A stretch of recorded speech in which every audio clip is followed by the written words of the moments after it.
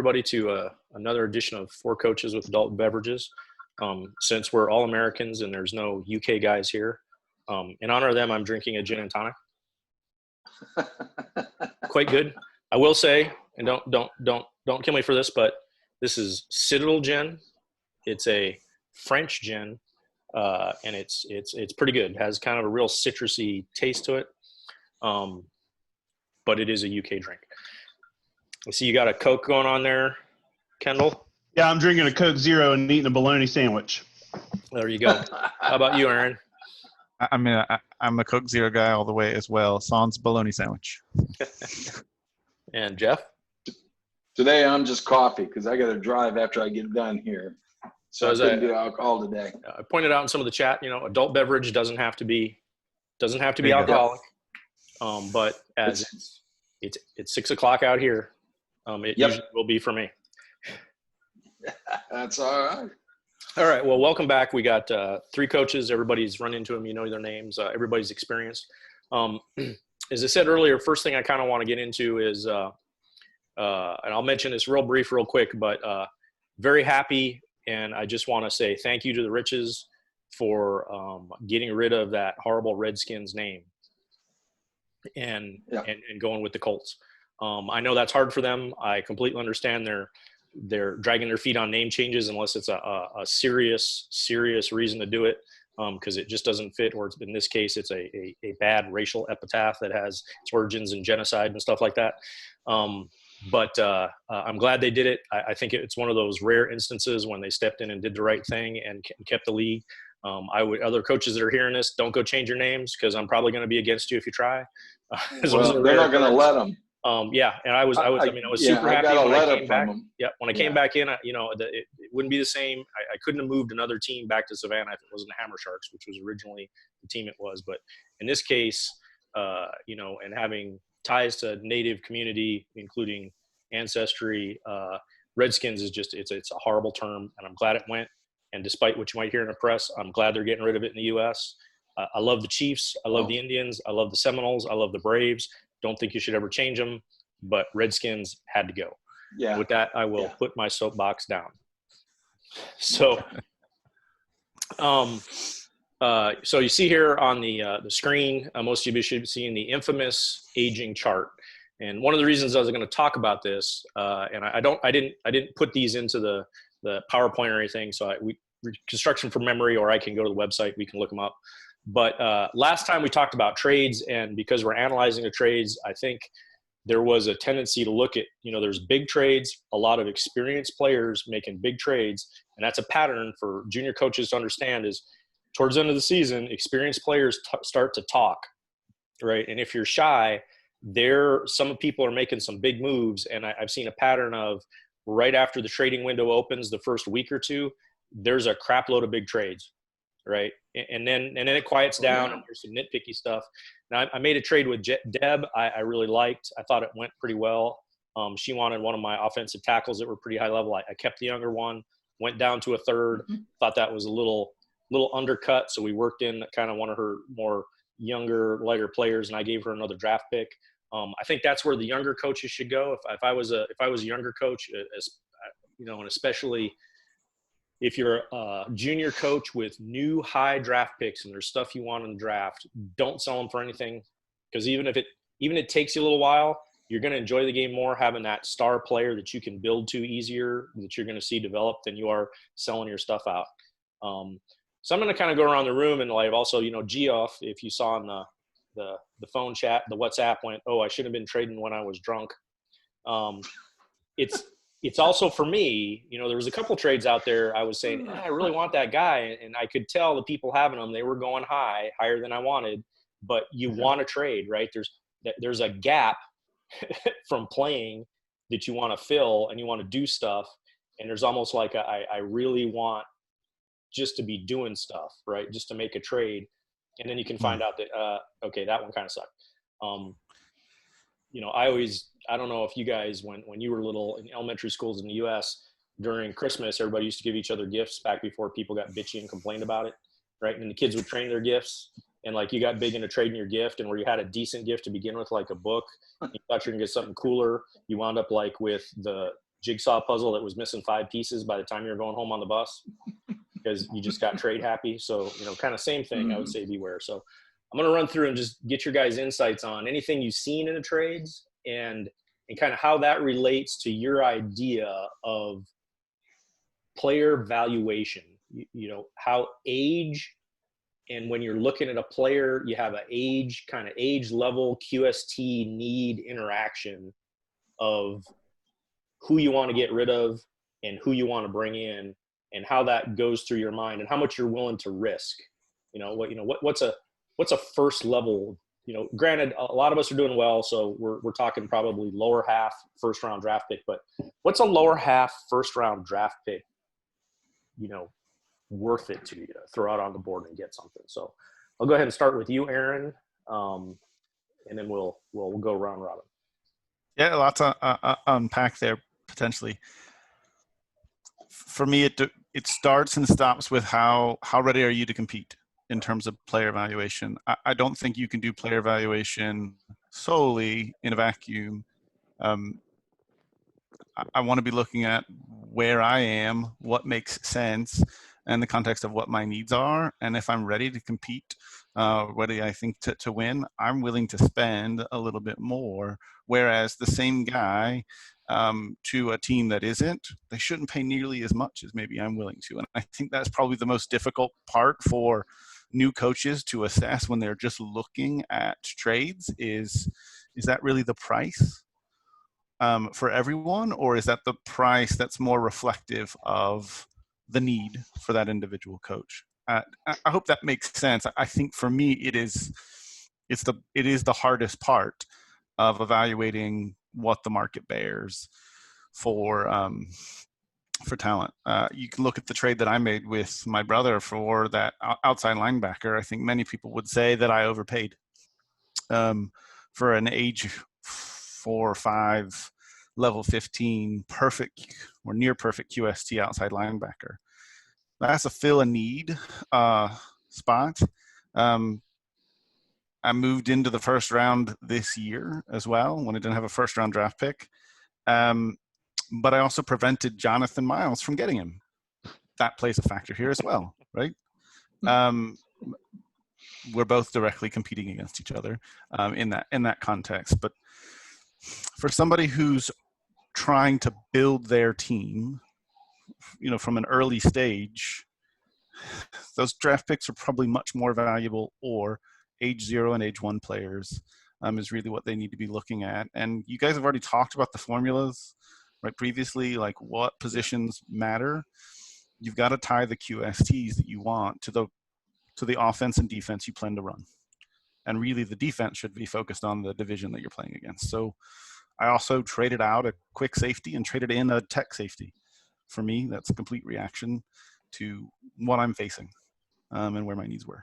So it gives you an idea. Bottom half of the draft, hard to know. I think in general, I'm looking for somebody who's in the level 6 quality range that fits in a good position, but I'm always going to go best player available, or I'm going to trade that pick because I generally feel like I can get better value in bringing in a veteran than bringing in a rookie. It's never perfect science, and I welcome you guys' thoughts on this because it's tricky to evaluate season to season what you think is the best fit, and your picks, your decisions are not made in isolation. You get to react to them afterwards. Aging, coaching, next off season, etc. Thoughts, Kendall? Mike, can I go next? Yeah. First, sorry for eating that sandwich at the beginning. It's been kind of a rough morning. I was eating one before you got on, so. I didn't want to be hangry during this call, so that needed to happen. Second thing I'll say is I don't think anyone ever doesn't lose their first trade that they make in Gridiron. Also, I'll say that you always are able to recover from losing a trade. So don't be afraid. That's the last thing we want, is to scare people away from making trades. We want more people to trade, at least I do, because it's a really fun part of the game, and it's the best way to improve your team quickly. And furthermore, I'll say if you want to make the playoffs and win a Delta Bowl. Like if you're serious about trying to win a Delta Bowl, you can't do it without making trades. Not anymore. Maybe Brad was able to do it back when we didn't know what we were doing, and the quality of the players was so suppressed from league creation. But you can't win without trading, and you can't learn how to trade without trading. So get in there, mix it up, make some trades. Don't be afraid to lose, because you shouldn't feel embarrassed. It doesn't matter if you end up making a trade that doesn't work out for you. No one's going to care. No one's going to hold that against you. No one judges you for that. If anything, they'll say, oh, hey, this guy's willing to lose a trade. I'll give him an offer first. And so it can work to your advantage in that way. But anyway, to speak to what Aaron said, I think the value of a draft pick is always fluid, is always dynamic. And it's important to remember that a draft pick represents whatever player is picked and chosen at that spot. And so before the draft, it's kind of like this nebulous, and you're dreaming about, oh, maybe this level 5 elite quarterback will slide to the 4th round and I'll be able to get him there. And so I think the value of the picks is higher than the value of the actual players that are drafted with those picks. And for that reason, I think trading picks gives you more firepower in the trade market than actual players do. And maybe that's potentially controversial. I'll let these other guys ring in. Potential versus potential realized, right? Yeah. Okay. I mean, draft picks don't always work out, but if you have a high level player already developed, you know what he's going to be. Yeah, I think maybe. Go ahead. And I don't want to. I'll get back to you, Jeff, real quick. Just a few thoughts I'm going to interject. Is number one is along with don't be afraid to draft. Don't be afraid to ask. I think anybody here, and any of the coaches we've had on, if you shot them a quick email and say, hey, look, here's what I got offered. What do you think? I think we would jump in and give you our honest opinion, which may or may not apply. Right? Like I said, different coaches have different aspects. I have a hard time giving up my draft picks. I have a hard time giving up my draft picks. And quite frankly, I've gotten better since I've been more conservative, because part of the fun of the game of me is that foundational player, like that Brady or that guy you get that you just season to season you have, and there's a story arc there. I think Kendall once said, game's part role-playing game and the game's part just database war game. And you have to bounce between those two. Yeah. The other thing is, picks are potential. Right. And they can play off big. There's something you get that could build up, right? It's the unknown. Whereas and this is looking at the age chart, say a age 5 QST in the place you need, like outside linebacker or whatever, that guy and say he's level 16, right? That's a good player, right? Say outside linebacker, it's a 2080 outside linebacker, level 15, age 5. Okay. That guy is a known quantity, especially because you have that pre-aging value to him. Let's say he's a B, right? You can look on the chart and you can go, okay, he's going to lose a level, probably, decent chance. He's a known quantity at that point. But whereas a draft pick or a first round draft pick is a quantity that is probably going to go up, that guy is probably going to go down, right? So it's kind of an intersecting arc depending on age and how far along he is, the initial level he has and what you're looking at. So you got to start thinking that, okay, if I give up the future of a season, my next season, right? If I give up next year's first round draft pick, that potential, what I'm going to get out of this guy next year could be, another a -4. Right. And which would completely erase your aging. If you got all the pops on him you wanted, that would completely erase it. So it's kind of a balance. You got to think how long is that guy honestly going to last? And then what are you giving up with your future for that? Okay, go ahead, Jeff. Jump in. I'm sure you got lots of. Well, as we talked about last time, and as Lee and everybody pointed out, for me, yeah, I actually I overpaid in the draft or in my trade picks. I did, but I knew I was going to. And I did it with Aaron's brother, Nathan. But here's the way I look at things. I'm in the lower half of the draft. I didn't even make the playoffs, and I'm in the lower half of the draft. But I've got a window of opportunity, I think, for maybe 2 seasons to really get something done. And then there has to be some changes. I've got age coming up on me, players. But yeah, so I went in with Nathan, and I looked at what I felt like were every of the 3 players I took with Nathan were players that I had specific need for and could help me get over the hump to not just be a playoff team, but to win, say, my division, and then and put me in a chance. I want to compete for a Super Bowl. I'm not going to get the players I need this season in the draft pick per se that can help me do that immediately. So for me, it was, yeah, I overpaid. And honestly, I think the best pick I got of the 3 guys, everybody was looking at Bastone, that cornerback, but Redgrave, the kicker, I thought was a steal for me for what I was looking and how my kicking game had decimated me last season, just killing me with my field goal kicker and whatnot. So, but that's me. Now, I gave up a lot, obviously, a first, second, third, and fifth picks. So for me, I looked at it and I said, okay, sitting in the 19th position, am I going to get a player that's going to get me over the hump? And the idea, no. And then the other thing I look at generally, I start looking at, for me, lower picks from, say, well, especially the 6th, 7th, and 8th picks.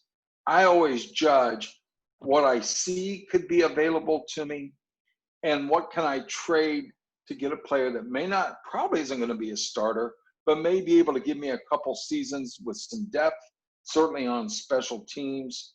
But generally, the players I look at most for the 7th and 8th rounds, honestly, are linemen. You can find linemen with pretty good QSTs. And, my right guard and right tackle are both 7th and 8th round picks that I got early on, put them on development squad, got them up, worked them in. By the end of the 2nd season, they were playing.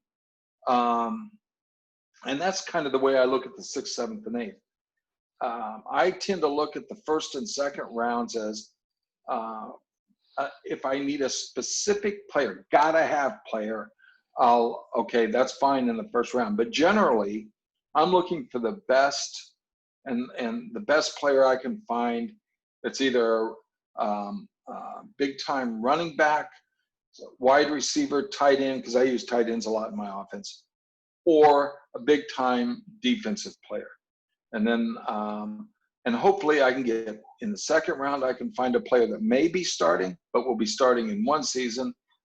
3rd, 4th, and 5th rounds are going to take some development.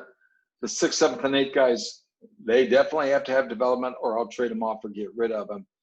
But in this particular season, when I first got in the league in the season 24, I kept all my draft picks. Well, I kept my draft picks for a season or so. I did trade them out the next season because I got a lot of draft picks after that let me develop the team. But once I've become a competitive team now, I can't go to the Super Bowl without getting more quickly, because that's just my window. My window is going to close quickly. 2 seasons is about all I've got with this group. Then I have to figure it out.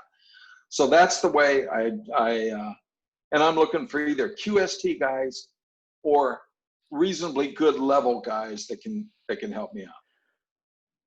Yep.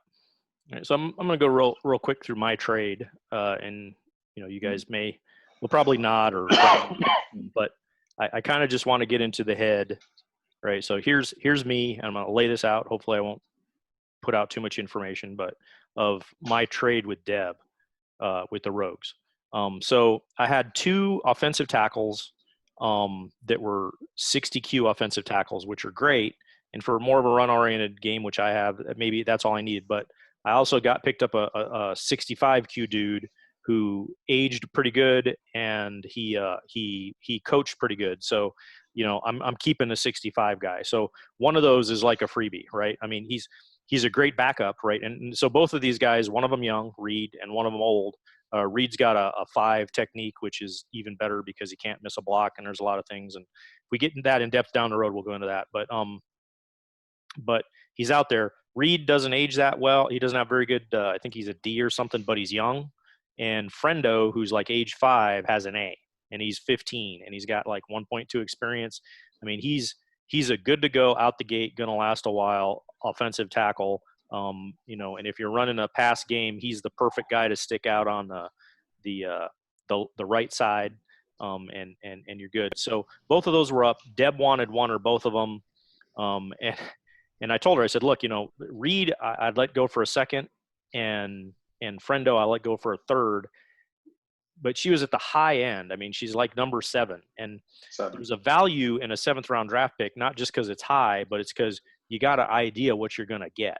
When you're 28, it could be any one of those 28 guys, but when it's 7, that's only 7. You kind of know. So there's certain. So it's a valuable one. So I was going, okay, I can lose Friendo. I mean, at the end of it, I thought that would be the best. And then I went back and I said, I would feel bad because I know she's really trying to help, screwing over a newbie coach who's trying to really do well in Delta. So I was like, okay. So I kind of went, hey, I'll take. She had a cornerback which I could use, and I think he was. Let me see what his actual stuff was. I don't know if I have that. So 70-30. 70-30, right? So good cornerback, low level, 0, I think, but he had like an A. So he's probably going up, it's on the upstate. So I said, I'll take that. And I think I told her, I said, I'll give you that.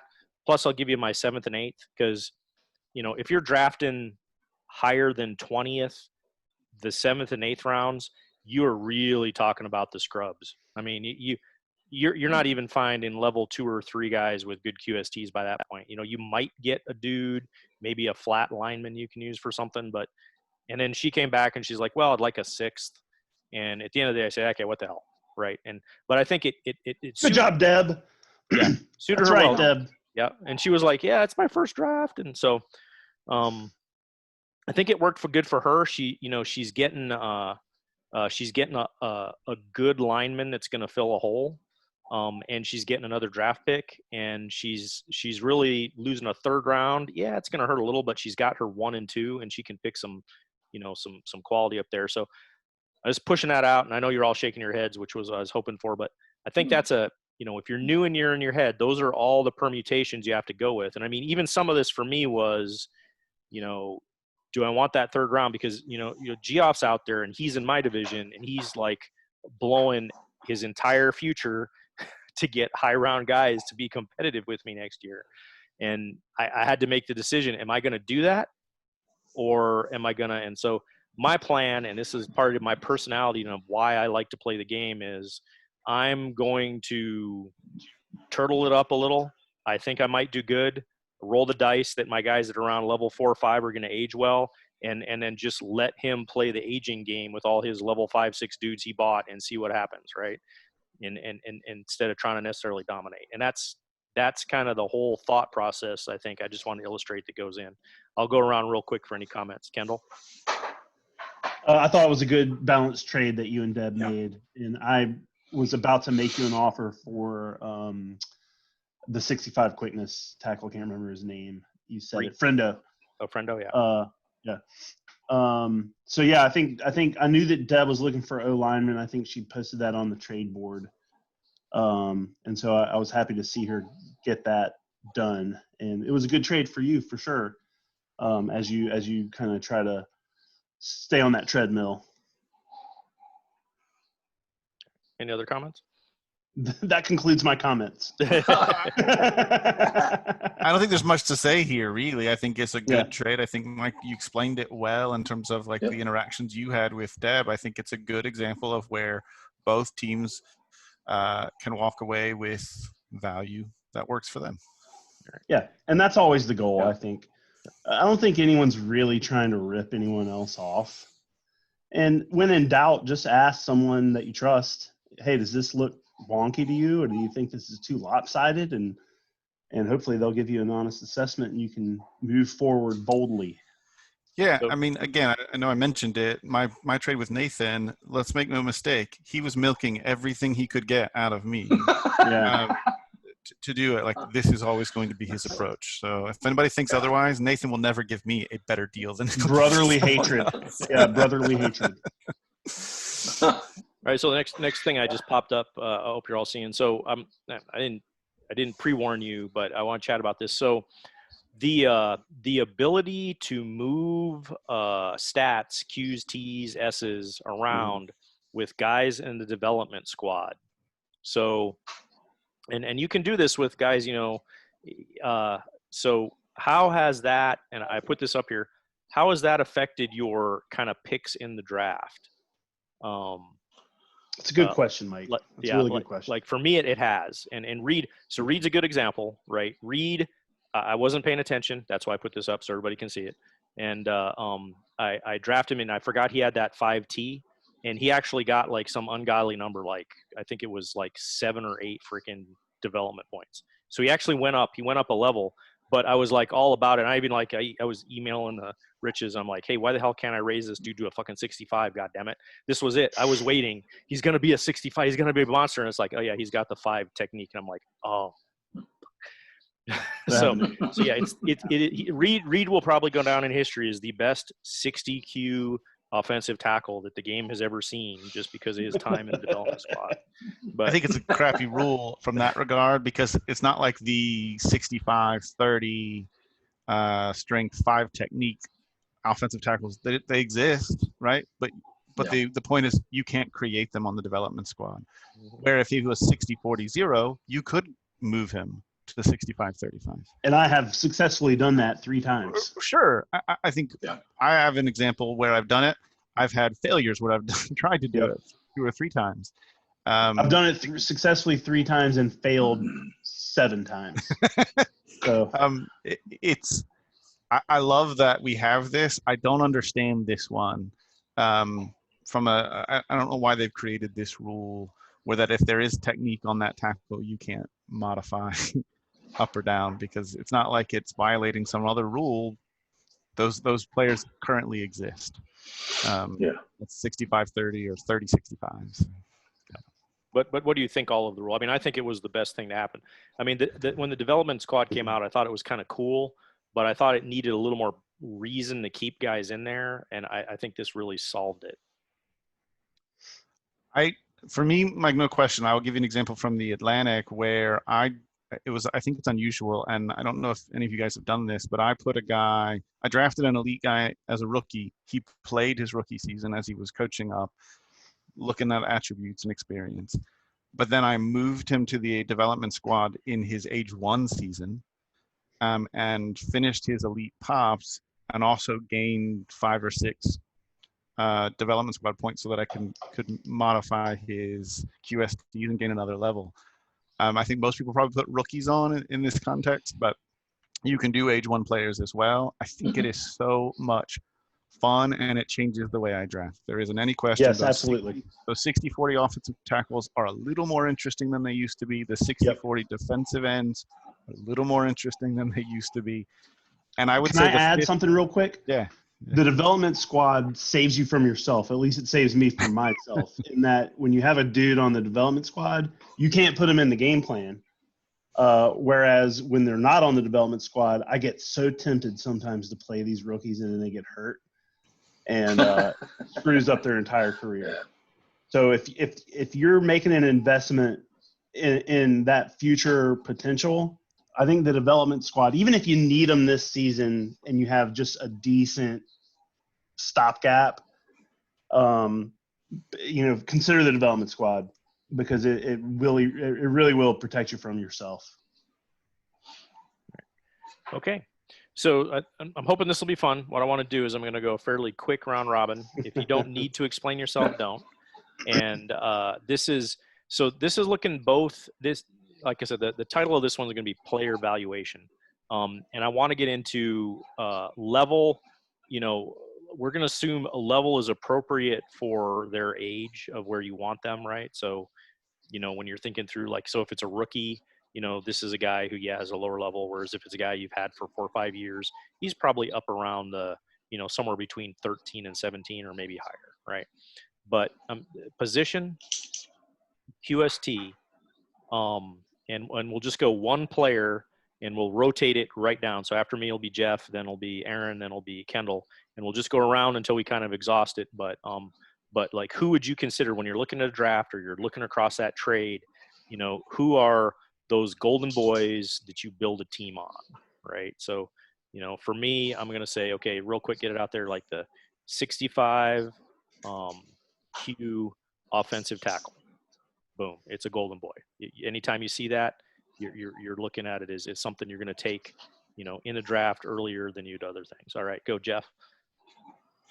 Can it be draft or trade?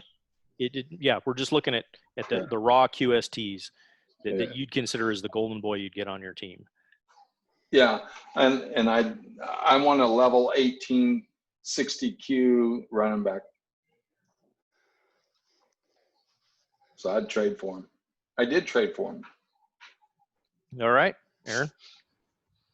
I think in that same vein, I'd put the 55 plus strength running back. All right, Kendall. So far we have the left tackle, we have the fast halfback, we have the strong fullback, and to that I'll add an 80 quickness split end. All right. 70, 75, 80 quickness split end. Okay. 80 technique inside linebacker. Jeff. 60T tight end. All right, Aaron. 80 quickness cornerback. 65 strength defensive tackle. Yep. 65 strength defensive end, or 65 quickness defensive end. Mm-hmm. An 80T inside linebacker. Yep, we said that one. Oh, he said inside linebacker already? Yep. In that case, I'd go with a 60T safety. Mm-hmm. 55 plus strength center. Yeah, like that.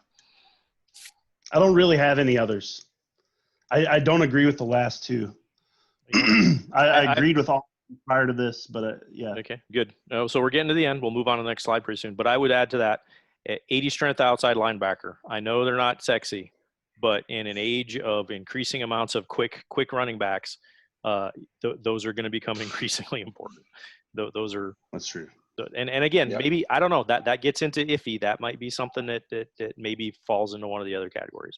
All right, Jeff, anything else we're missing?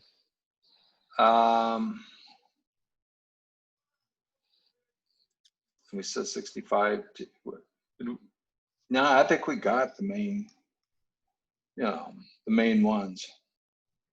No quarterbacks. We haven't said Yeah. a 80 technique flanker. No. Yeah. No offensive guards. Yeah. I think you could build a team on an 80 technique flanker if you were going short pass. But again, it's one of those ones, would you build the team around the 80 technique flanker? Or would you build the team around the 60 technique tight end? Yeah. Which is I personally what I wouldn't did. build a team around either one. No, But that's me. Maybe that's just me. No. All right, good. Well, we will move on unless Aaron's got some input to hidden gems. All right, so these are good guys. So Golden Boys are, I got a first round draft pick in the top 10, and here's what I'm going to spend it on, right? So hidden gems are, I am number 32 in the first round, or a second round draft pick, and I'm hoping this is still around. So Yeah. Quite honestly, for me, the 60T tight end falls in this category. Yeah. I will wait till the second round to pick up a tight end, period, because I just don't see the and again, I'm not saying they're not valuable, because I do think they probably are a golden boy. I got Spayberry, and he's my golden boy, right? He saved my ass when my running back went down. But I don't think they're gonna. You may find a really really high level 60T tight end in the second draft. All right, that's what I'm starting with, Jeff. Actually, I look for that 60T quarterback for my stuff, which is exactly where I have my quarterback that's done well for me. I got him second round, and he was a Q.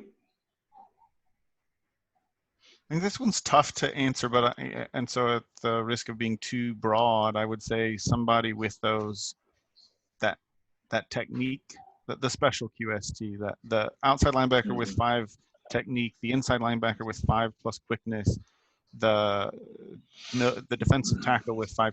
Those guys are where I'd be looking at right here.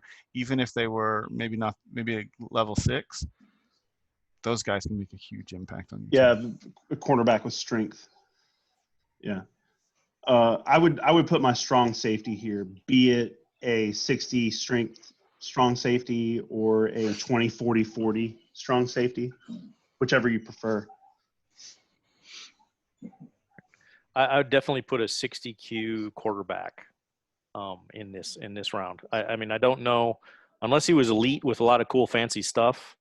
If I was playing a deep game and I wanted to maximize a deep game, this is where I would grab the strong quarterback.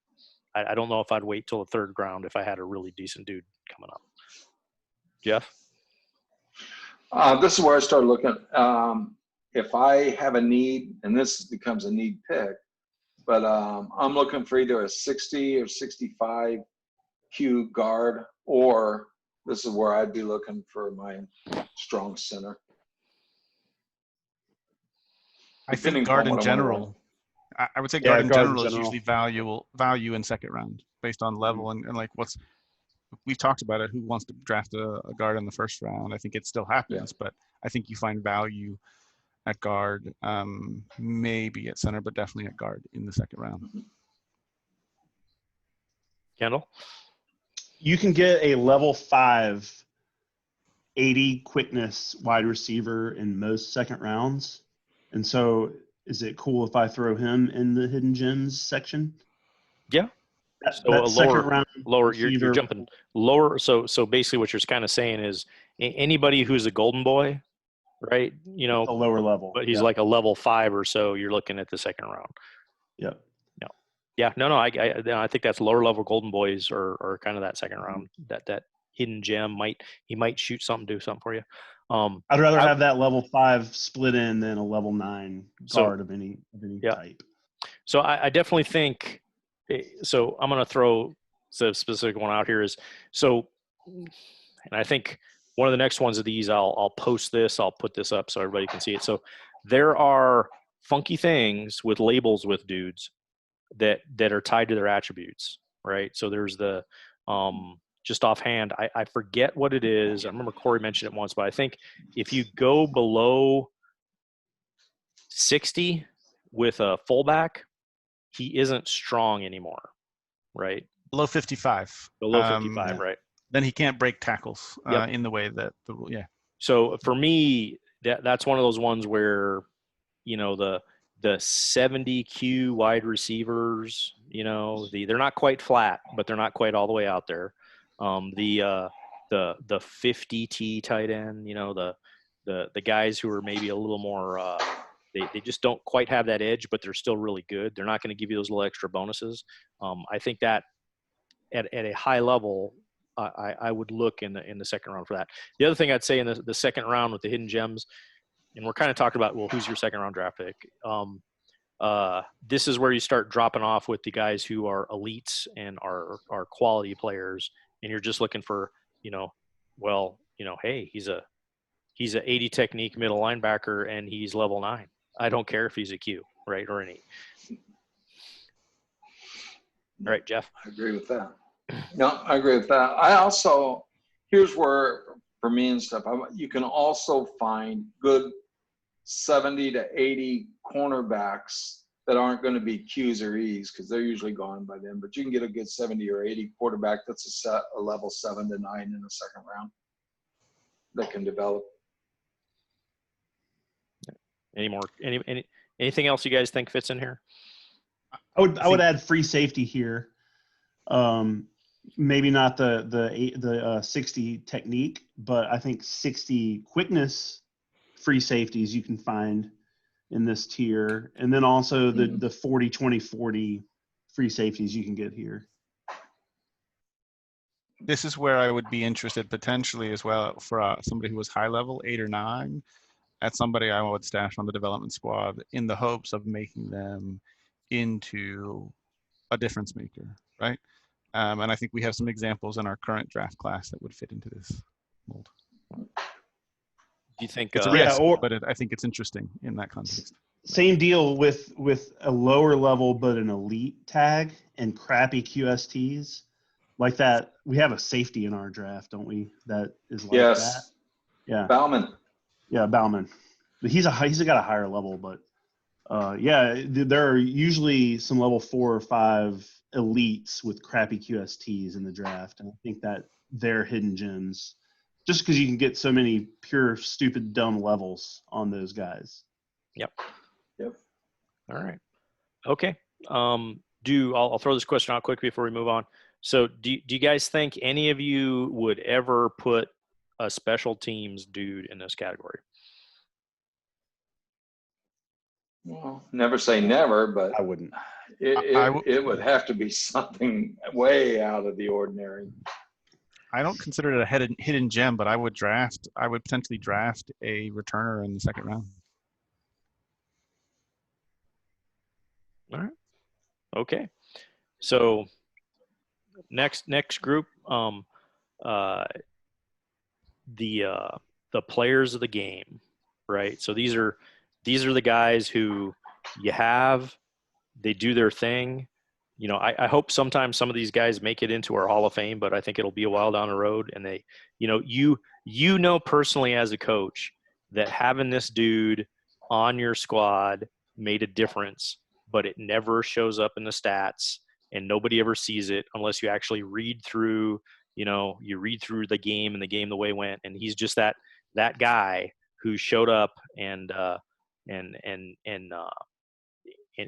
did the stuff he needed to do. And for this one, for me, it's it's like the for me, you get into the things like the 65 strength guard, right? He's not sexy.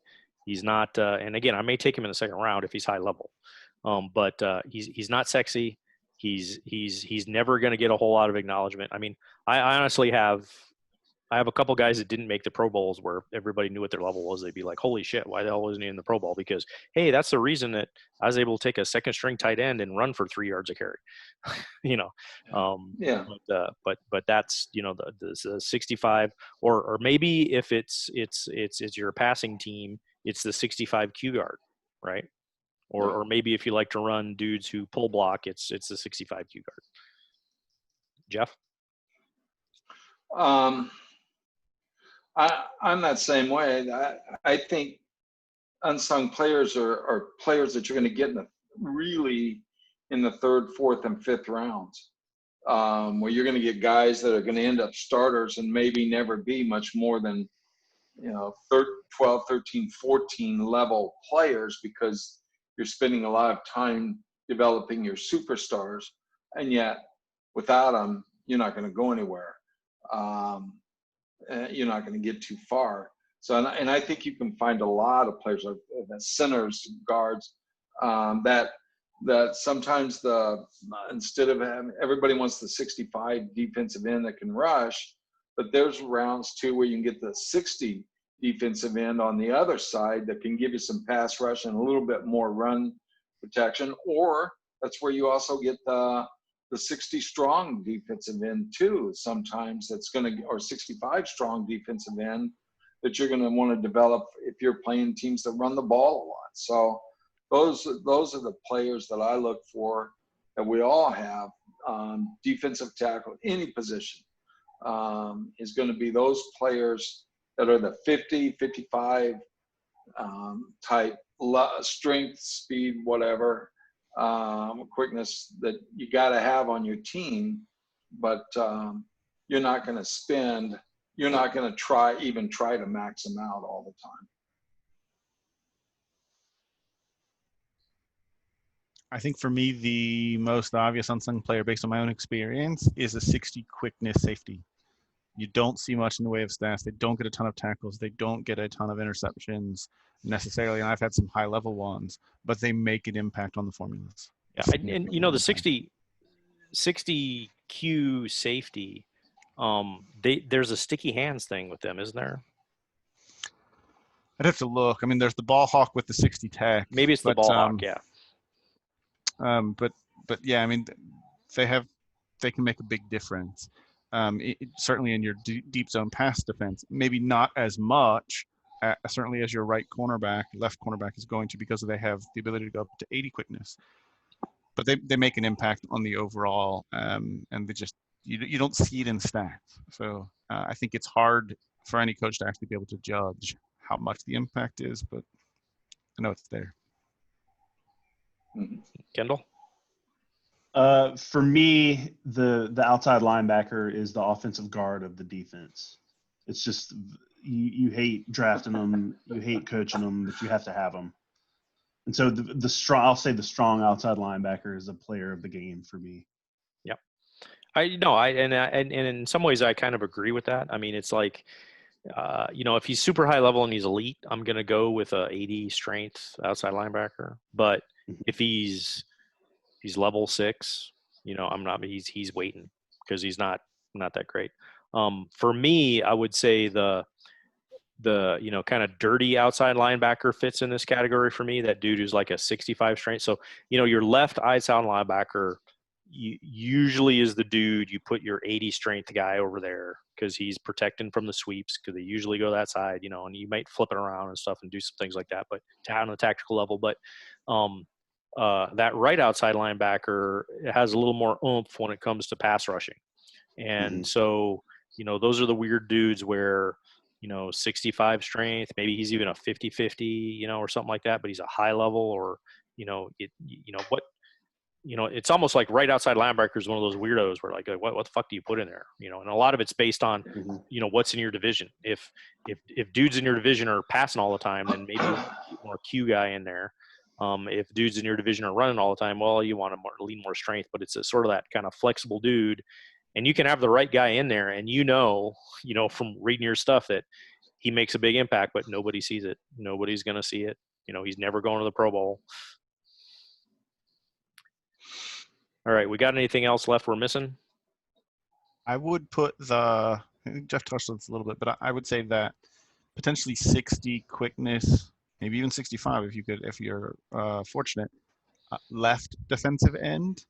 And I say that because the impact to the overall pass rush, the stats may end up going to your right defensive end in terms of sacks, but the contribution is significant. Yep. I would put the nickelback, whoever you choose to play the nickelback position, in this slot as well, because I think most people find their nickelback later in the draft, or it's a guy that they drafted that's someone they need to coach up to eventually be a starter on the outside. But those nickelbacks matter when you go to those prevent defenses. Yeah, well, I'd say the slot wide receiver too, because you can go, you can go a long way with a 50-50. So, I mean, I would, and this guy, might not be a player of the game, depending on how it goes. He may wind up being somebody who shows up in the Pro Bowl all the time, but you could have a 50-50 wide receiver who's level 9 elite, and that guy may go high because that's a valuable dude. Now, like Kendall said, with the cornerback is a little different because his QST actually matters depending on whether you're trying to defend against deep zone or short zone. But for the slot dude, the only thing that matters is how high a level he is. I kind of approach it like I have 12 starters on defense, and nickelback is one of those starters. Yeah. I'd also add to this, I think, quality quality special teams players, your kickers, your punters, your returners, if they're, they're good level, they're one of those guys when it comes into here where, when you don't have them, right?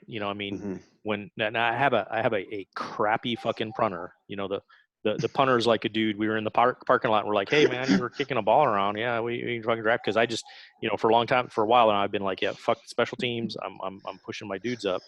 But that game against Jonathan, it was really freaking obvious, because you're like, yeah. And at one time I had a high quality punter, and there's a big difference between, yeah man, I kicked like 35 yards and he returned for 40. and oh yeah, I kicked for 45 yards and it dropped out of bounds at the 3-yard line, right? There is a difference there. I kind of think that the GMs need to flip the player supply of quarterback and kickers and punters. It would rectify some realism issues. I think we should be able to just go in free agency and get a level 7 kicker or punter anytime we need one. Yeah, I'm probably gonna have one of these entire things on free agency and why I wish they would do more shit with it, but yeah, and why they never will. Yeah, and why they never will. All right, so we're gonna move on to the fun one, right? Right. A special part of odd, and then this is, for most people, this is right when you're getting down into the 4th, 5th round of the draft, or you're funking around. These are these funky monkeys, right? You don't want to spend a lot for them, but if you get the right one, they definitely fill a niche that's sort of cool. So for me, I'm going to start out. It's the and again, the reason I say it's a special part of odd is they're useful sometimes, but if they're not useful, they're certainly not worth spending a whole lot in trying to develop them. So for me, the 80 strength inside linebacker is a great personal protector on special teams if you get a super high level one at a low cost and he kind of trades for throwing a point at him once in a while. I had one of these, and I think he lasted for I don't know how many freaking seasons, because he was one of those dudes. I think he started like level 9, and I got him like 6th round, and I was going through the special team stuff, and I'm like, holy cow, this is the perfect. He got up to like level 14 with me throwing him a coaching point every now and then, and I was like, hey, this was the perfect dude as the personal protector on special teams for the entire time. Jeff? Mine, I've actually got 2. Well, this is where I look for nickelback, somebody I can develop into that nickelback, hopefully, if my corners are playing well. But the other thing I've kind of come around on that we've started talking about is, I think this is a point where people are going to start paying a little bit more attention to their kick returners. And again, when you start looking at what some of these teams are doing, Lee and Phil and Jonathan, I think that one of the biggest things that caught my attention was watching booming kicks into the end zone. The guys are still running out to the 35-yard line or more with their great returners. So I think you're going to see, and I know I'm going to be looking a little bit more at who's available as a kick returner in the 4th, 5th, and 6th rounds now for sure. And maybe even earlier than that at some point, depending on who the guy is. There's a reason I got a number 7 3rd-round draft pick from Deb, right? Mm-hmm. Yeah, I'm sure there is. For me, this is where I look at the guy like the right outside linebacker. I like a 45-55 guy on the right side as an outside linebacker, and you don't have to pay a lot for that guy. No, they're cheap. They're cheap and good. That's a good one. I say 45-55 in particular because you need at least 45 quickness in order for him to be able to drop into deep zone protection and actually potentially affect cover. So a 40-60 guy, I've said it before in prior seasons, I'll say it again, he is the worst outside linebacker. Kendall? I have a 60-40 outside linebacker who just made the Pro Bowl. And so I like those quick outside linebackers. But my answer is my favorite player in the whole game, which is a high technique running back. Yep. Most teams can't use them. The Metros definitely can. Yeah. But if you do designer plays and do valve dump offs, those tech backs can really. Yeah. I'd almost put him in a level up. player of the game thing because, Yeah. a 60. So here's the thing too, if you dig into, and one of these episodes will do it, the advanced rules, that 60T running back in a halfback position can, I forget what they call it, lead block, but there's one of the blocks he can throw, and you can set him up to throw that will help the fullback gain yards. And so the 60T guys are, they're never that sexy. You never really see them getting a lot of whole things. But if you have a dude, a really good, even maybe 55T running back, I think you're going to get a lot out of it if you have your stuff planned right. You have to know how to use them. Yeah, and it takes a lot of work to use them right. Yep. After my first season here, I had a high T guy. I didn't know what the hell he was worth. I was going to get rid of him anyway, and was with the Metros offered me a draft pick for him. I'm like, hell yeah! If he'd offered me an 8th round, I'd have probably taken him. But he offered me a little something better. Next thing I turn around the next season, the guy's 1,000-yard receiver. Yeah. Oh crap. Yeah, I would. So, and we may be here for a little while because I think as we go through it, we'll start thinking about good. And this is the last category where a player that's useful needs to come out. I think the kind of 40-40 split quarterbacks fall into this. They may even go in a little higher depending on quarterbacks. Quarter. Yeah, the 40 quickness, 40 strength quarterbacks. There's definitely offensive plans that those are needed for, where you're just going to focus on your receivers being really good, and you just need a dude who's going to be there, who's a decent level, who gets enough experience where he's not going to make mistakes. I think that kind of fits in here. A lot of people, when they look at quarterbacks, and when I started playing, I was initially this way. It's like, oh, I got to get that 60T or I got to get that 60 strength. But I think the 40-40 split has a definite advantage. Jeff? We haven't seen too many people do it with quickness. We've seen the 20-40-40, like the strength technique. Yeah, did I say quickness? Yeah, well, but I think it's a good point because we see some people do it, just not a lot, right? And so you see some 40-40-20, you see some 40-20-40. But I think most teams that do mix are in that 20-40-40 range. And I don't want to jump over Jeff, but I was going to put the 55 plus quickness quarterback here as well. Okay. Yeah, you should. Yeah. How'd that work out for you? Well, it's a work in progress.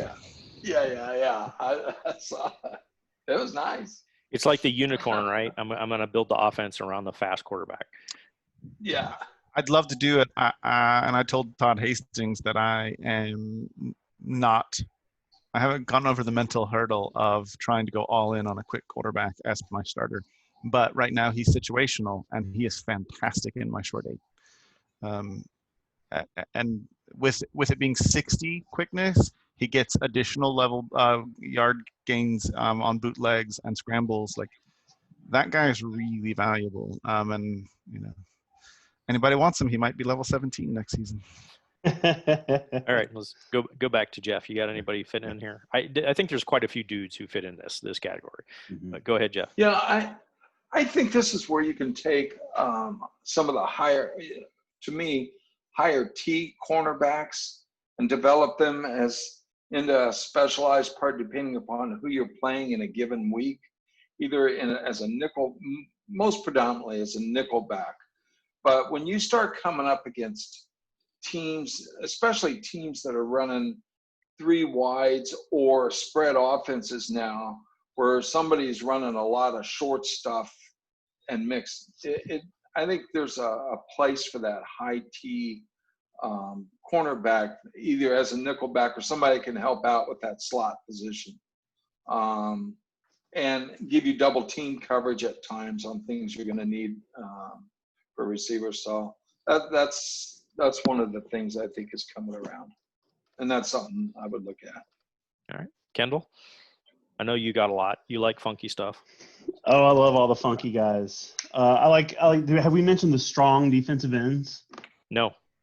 Okay, so I'll Just mention the briefly. strong defensive end. Put a strong defensive end at left defensive end, and stop the run better. Yep. So for me, something I used real early in the game to great effect is the 40 strength, 40 T tight end split. He never was dominating as a pass guy, but what I wanted was a dude I could go to the short pass, and I also could get plenty of. So like when I was running an I with a strong and a fast running back that were good, I wanted the extra strength on the tight end so I could run the sweeps and I could run the pitches. At the same time, I just wanted that tight end so I could throw those tight end outs on a regular basis. So I think a complete flat tight end I'm not talking about, but if you can get that 40-20-40, he's never going to go anywhere, but he could definitely fit. I also think he fits with a 2 tight end offense. You have one tight end, that's a 60 T, a 40-20, a 40 Q, 40 T tight end could be very valuable, or even a high Q on the other side, because those high Q tight ends, and that gets into kind of the weirdness too of like you could go 40 strength, 40 Q if you want a tight end for nothing but pass protection, or occasionally to add if you want to zip him down there for a sideline pass or a play action pass or something like that. So with tight ends, I think you can get some funk away from just the 60. And I would add to this also, if you're just I want to run the ball and I don't give a damn, a 60 strength tight end is and I have a really good halfback, right? A 60 strength tight end is one of these things. Jeff? Yeah, I agree with that. And I was just thinking about that. I really like, I'm kind of torn now on what I want at strong safety. So to me, there's technique. You can use a technique strong safety also at times, and you've got the strength strong safeties. And one of the things I like about the strong safety now, that guy that's at 60 strength, is because they did change the rules. It used to be you brought that strong safety up into the box, now, and that's it. And you weren't really going to help yourself much on the outside. Now, with the rules a little bit, and you get that 60 strength strong safety, you can put him up to help against, if you've got somebody that's playing a strong inside game, or if you've got somebody that's doing a lot, flat runs, that safety can now help there more than what he used to be able to. So I like that strong safety that might not be the greatest in pass coverage, can really give you some extra help in the run game too. Yeah, I think the 60 strength strong safety almost fits in players of the game, because that guy has such a huge effect on the run line, or the run flat. Sorry. Yep. I haven't drafted this guy ever, but a 60 quickness or 65 quickness guard is really valuable on special teams. They're considered agile, and they play at a higher level than pretty much any other lineman on special teams. So this is a spot where you could potentially get them. Yep, I have, and I may go after. I think he's a 60 Q guard, but a 65 Q guard, just because. And this gets into the advanced rules on some of the running formations.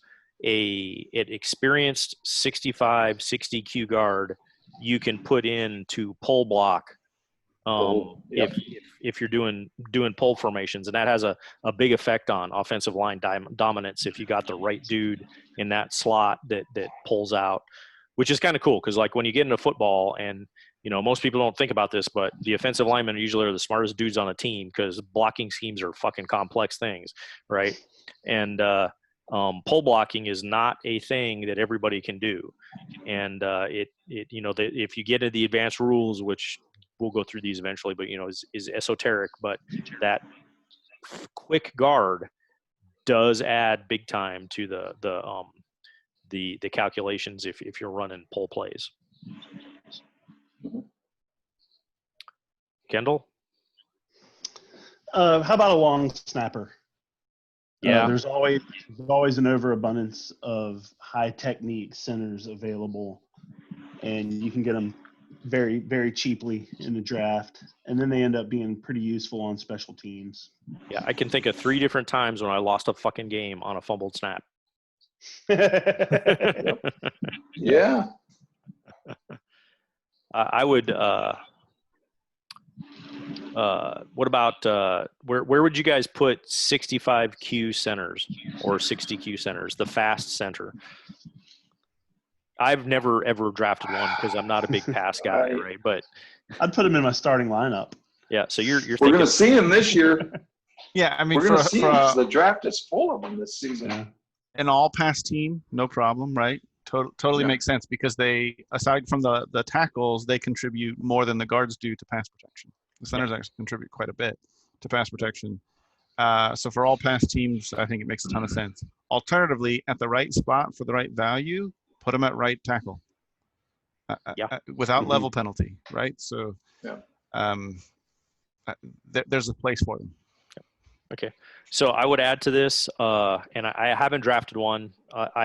This is one of my things. It's like I'm going to run the 3-4 defense, right? And I'm going to have a high level 80Q outside linebacker, and he's going to get 50 billion sacks. But the super fast outside linebacker is a guy I would say it's like, and you see these guys. Sometimes I've seen like level 9s go around like 4th or 5th round in the draft. But I think if you're running a 3-4, it's definitely something to look at, especially if you got a lot of pass dudes in your division. Yeah, I love those guys. The only other guy I would add, Michael, to this would be, along with what Kendall said with the long snapper, is specifically somebody not just based on their QSTs, but actually has the long snapper or holder specialism. Holder, yep. Because, and the levels matter a little bit. I don't know how much, but I mean, I can't tell you the number of times where I've seen, that kicker really benefited from the long snapper's experience or from the holder. Yep. Makes a difference. Yep. It does. I would add flat or high technique returners. Nobody ever wants those, but you put them in your runner spots and they're good to go. All right. Yeah. Good. And also I would say like flat cornerbacks, flat. So yeah, linemen period, no matter what they have. And I think linemen are a little more valuable, especially guards, because you can stick 50-50 guards at high level in all kinds of situations that are useful. But linemen definitely, cornerbacks, wide receivers, but flat wide receivers aren't too popular. Flat cornerbacks, 40-20-40 is one thing. 30-30-30, right? That's 33-33, across 35, whatever, across the board, real flat. Not so useful. But in special teams, if you can get a high level one, they do have a use in both wide receivers and cornerbacks in the runner section. Yeah, it doesn't matter how fast they are for the runner spots. Yeah, it's all level. Yep, it's all level. All right. So last but not least, and I think this is maybe the most important slide for people, for younger guys, right? Peaked in high school, right? So trash players. Yeah, these are the dudes you would not want no matter what you do. And I will put down, for me, it's the flat. Now, granted, I actually did get some use out of a 40 technique, 40Q halfback, but I had to get him to a high level, right? And maybe he's a special part of odd. And he got high enough level. He was around long enough where he became a free coach that had a high level, which was really cool. But other than that, the flat running back is about as useful as a fucking hole in the head. They're useless. I don't ever draft them. Yeah, useful as hits on the board. Yeah, they're useless. You can't even play him on special teams. Yeah. All right, Jeff. I'm that way with quarterbacks. I don't see much use in a 30 or 35 strength quarterback or technique quarterback. I don't care how much you work them and work on getting them up in levels. There's just so much they can do for you, and that's going to be it. And actually, I should go back and say 30 or 35 anything. I just stay away from them because even I know you're talking about special teams, but I don't want them on my roster. They're just taking the spot. Flat tight ends. Yeah. You're 30, 35, 35, something in that neighborhood.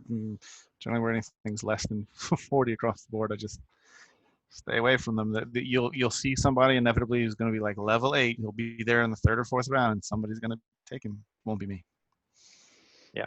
I almost mentioned this player in a special part of Odd, but I kind of suspect that it's peaked in high school. I still love him, and I'm drawn to him because I love Aaron Donald and I love Geno Atkins in real life. But I think the quick defensive tackle is a peaked in high school player. Yeah. We need to get more pass rush utility out of those guys than this game allows. Yeah. No, I agree. I think it would, that would be a nice tweak, I think.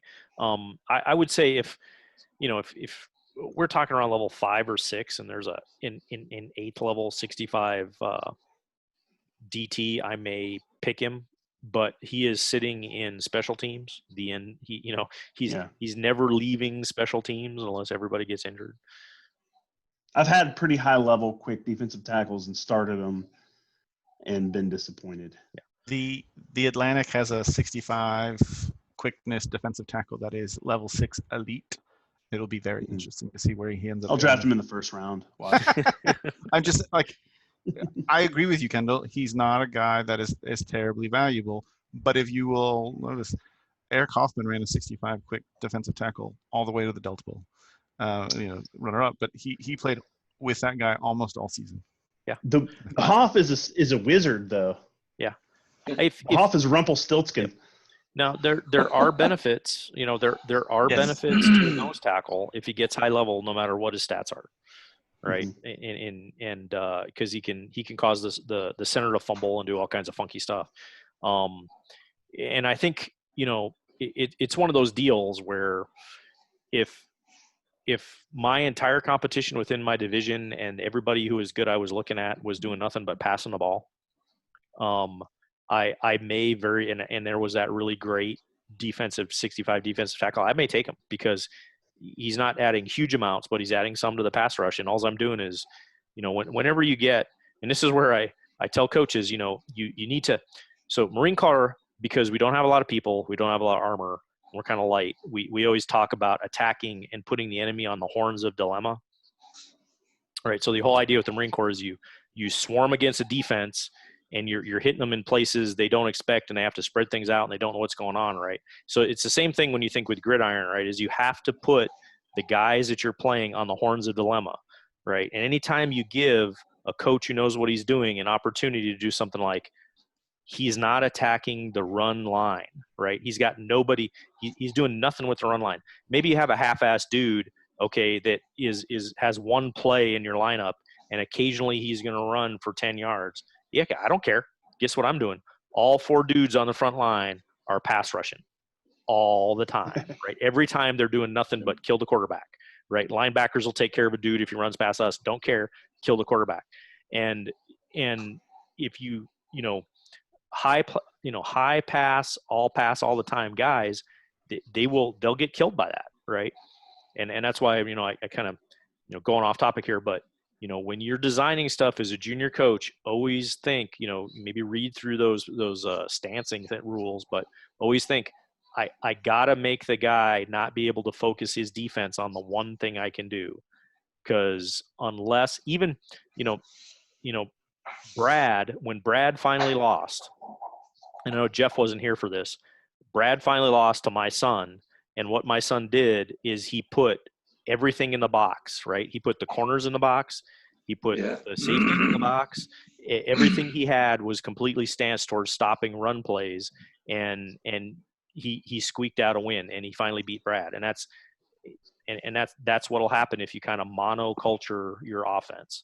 So I'll get off that topic, but I will tell you, I think the theme we're getting here a lot of times is, flat guys, except for maybe special teams, have very limited use.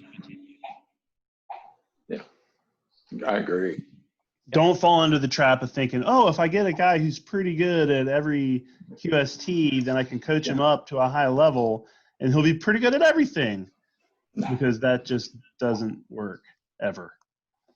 No. Yep.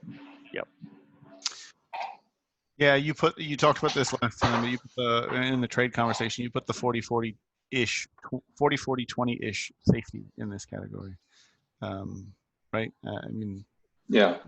they're trying to do two different things in terms of what they're trying to approach. I think you could get away with a 40Q, 40T safety. Yeah, absolutely. Free safety. I love that guy at free safety. But strong safety, you gotta lean towards strength. I don't think there's, and that's where safeties are kind of weird because you're pulling from a pool of safeties, but you really have two positions you're playing, because the strong safety and the free safety have very different sort of QST attributes you need. Yeah. I also think I think what Aaron is saying is a 40 quickness, 40 strength safety is useless. Yeah. Right, Aaron? No, I mean, you're high enough level, you'll still get some value out of him, but don't invest in that guy is really the point. So. Yeah. You either want 20 strength for your free safety or 20 quickness for your strong safety. And then the other two, it kind of depends on what you're trying to do. I love a 40-20-40 free safety paired with a 20-40-40 strong safety. But you can't have 40 quickness and 40 strength. It just doesn't work anywhere. Yeah, and I think when you get into like the 35, 30 guys, there are times you can get away with them, like if you're playing an ace, you may need, and this is partly because with the advanced rules, you can sort of wait and sort of pick where the ball's going to go. But if you need that, I just need a dude to put in the spot on the corner. You can sort of get away with that if a tight end, if he's really high level and he has certain things like that going on. But I think very rarely. I mean, you almost always want to, and you'll hear these terms just so all the new guys know, right? You have your perfect QSTs where they have like a 60, 55 and something. Then you have the split, right? The split is a 40-20-40 or a 20-40-40. And the splits fall into a special part of odd. You can use them, for a lot of things, the 40Q, 40T, a quarterback, for example, right? And then you have flat, and flat is just like where the numbers are pretty much straight across the board, and those guys are pretty useless almost everywhere. I think, Michael, you hit on it. Like you could get value if they're high enough level. Don't invest to get them to that level. Yep. I think that's really what it comes down to. For me, is that it's just not a player that you should spend your coaching points on. I don't even think it's a player you should spend your roster slot on. Yeah, fair enough. Yeah. I mean, you have a flat. Let's say you had a flat safety where everything's in the 30s, and he's level 8, and you have a 50-50 lineman who's level 5. And you have an 80Q running back who's level 3, and it's the 6th round of the draft, right? I'm probably going for the running back, or I'm going for the lineman. I'm not even thinking about the flat guy. There was a level 8 flat guy in the 8th round. I might take him to put on the special team, no matter what the position is. That's true. Yeah, he just doesn't. He never gets to that point, right? Because he inevitably gets drafted. Yeah, there'll be somebody else snack or something else. Yep. Yep. All right. So kind of to sum up, we've gone through all the slides. I don't have it up, but I will pop it up through real quick on the, just a second. Let me make a switch.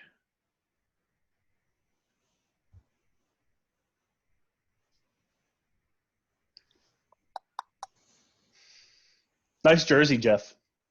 It's a great jersey. Hey, Go Colts. thanks for the helmet too. Nice emblem Yeah, on buddy. the helmets. You're welcome. Excellent. Thank you. Yeah. All right.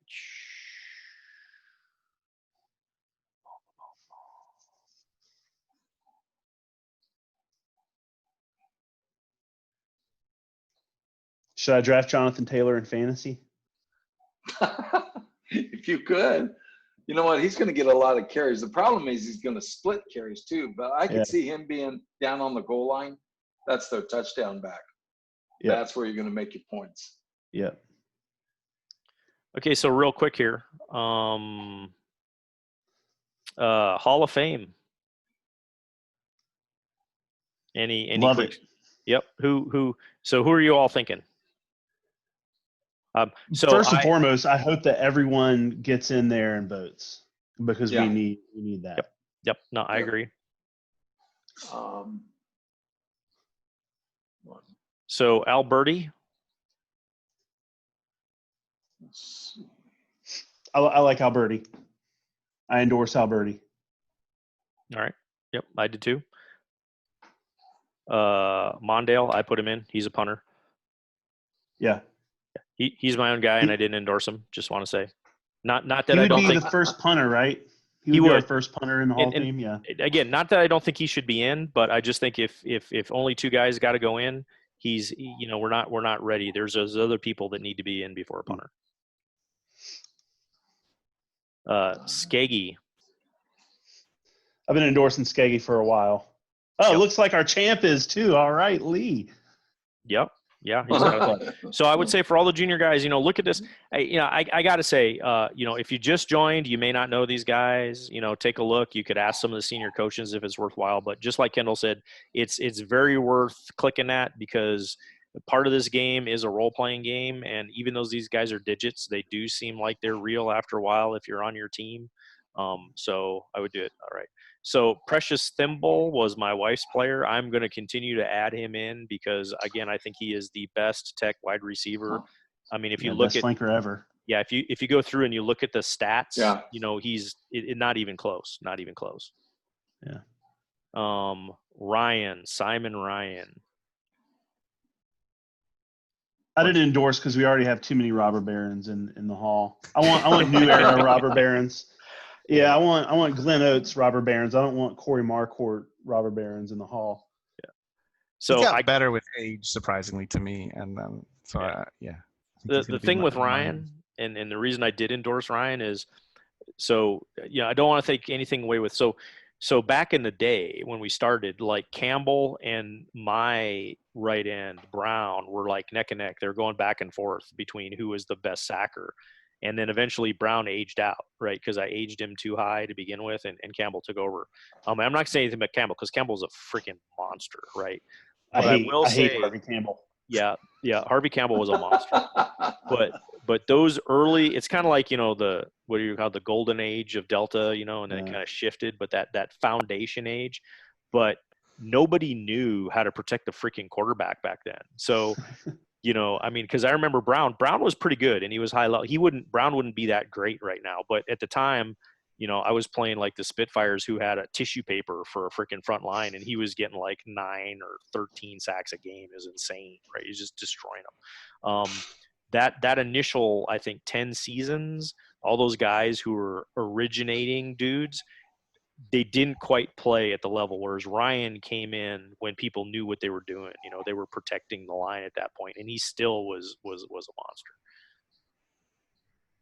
This is why I'm endorsing Ryan over Alberti this season. Yeah, Alberti's a creation player, if I recall correctly. So. What about Hupple stuff? Name too stupid. He used to be. I think he's been taken over. He used to be the Delta's all-time interception leader, but I think he's been taken over by I don't remember who. Yeah. Somebody else. I don't remember him a lot. I played against him twice this year, and I don't remember him that much. Yeah. His name is Charlemagne. McHoople stuff. He'll never get my vote. Yeah, I mean names. As much as I love leaving the team names and stuff, I wish they would let you tweak your dudes if you get them out of the college draft, because I've Yeah. seen some butt ugly stupid names. Oh Some my bad ones. God. Oh yeah. Yeah. Right. Kid Charlemagne. Now that guy I do remember. The kid. Number one endorsement for me, because it's not just the stats; he's got character. Like this guy's got a story, and I love it. Yeah. No, he was good. Yeah, he was definitely good. John Henry. Never heard of him. Yeah, don't No, really this remember was him much. this was the guy who was constantly fighting against Carnegie, right? Like it was the Yeah. one guy who put up any kind of resistance. Yep. In those plague Robert Barron's battles. And this is the thing: if you're going to put him in there, right, you need to put that type of stuff in there, Yeah, right? for sure. So we know, because there's all about your team, but Yep. you don't necessarily know about the other team. Edward Long. That's what's hard. Yep. Sorry, Mike. I was just going to say it's hard when you can only nominate 2 players, right? You can now add you can add some commentary now for anybody that you choose to endorse, but yeah, it's that stuff that's hard for the rest of the coaches to see. Like, why is he on this list? Yep. And I would say with those people who know, and if you know people from other teams who aren't coached anymore, continue to put them in there and just continue to float it, because I think history is a big part of the game, and the more we can keep it up, the better it is. So Edward Longshanks, beside being the hammer of the Scots, I think you got a little bit of British imperialism going on here. To me, I don't think we're ready for special teams guys yet. I mean, maybe we'll be down the road, but I'm not. If with only 2 who are going in, I just don't know if we are. Yeah, we're not ready yet. Let's get some of these other guys in. You can, and to be clear, your class can be as many players as we collectively endorse, as long as the players have enough endorsements. So we put in classes, I think, that were 5 or 6 players large. Oh, okay. And I would like to say, this is just my opinion. So for all the coaches out there, you doing the little things in Gridiron is what makes Delta great, right? So going in and putting a comment before the games, trying to play with the predictions, just voting for the Pro Bowl, trying to do those things. It's what makes it a community. It's the role playing thing which keeps you going, because otherwise it's digits, and eventually you'll roll the dice, you'll get the right stuff, and you'll get bored. But I would definitely do this. I definitely continue to put stuff on. Like I said, for me, and I put in a special teams guy, and then I looked at everybody else. I'm like, I'm not going to endorse him at this point. That's me, right? That doesn't mean that if you don't have the right guy, put him in. And then again, I think with some of this, it's going to be, because the guys, the riches in charge of the game, make the selections, right? It's going to be, is he in there over and over and over again, right? And then they'll start bubbling up, and we'll get to it. I did do a look at the actual NFL Hall of Fame, right? And there's only been one punter, period, who's been inducted. So that kind of just shows you. Yeah. I will also say that I knew Adam Vinatieri briefly. Whoa. Yeah. So my best buddy in high school played football for the Rapid City Raiders. Adam Vinatieri dated his sister in high school. And I was at a couple parties at his trailer at South Dakota State University, in the corner. So I met him in passing, drinking a beer. Yeah, kind of. Interesting side note on him. He's put his house up for sale here. Ooh. He'll be in the Hall of Fame too. Oh, definitely. Oh, yeah. Yeah, definitely. Yeah. Right. Yeah. He kicked a 60-yard field goal in high school. Wow. Yeah. That's a leg. All right. Well, he's still good for about 56, even now at his age. Jeez. All right. So with that, guys, I'm gonna call it a night, or for you an afternoon. Thanks again for participating. I'll clean this up maybe a little bit, and then try to get it posted. And then I'm gonna try, instead of Wednesday, gonna try to go for Saturday, to see if I can get who is it? I think Glenn wanted to. Glenn won that one. Yeah. But for everybody out there listening, it's been, 4 coaches and adult beverages. And we will see you next time when we will dig into the specifics of the Delta draft.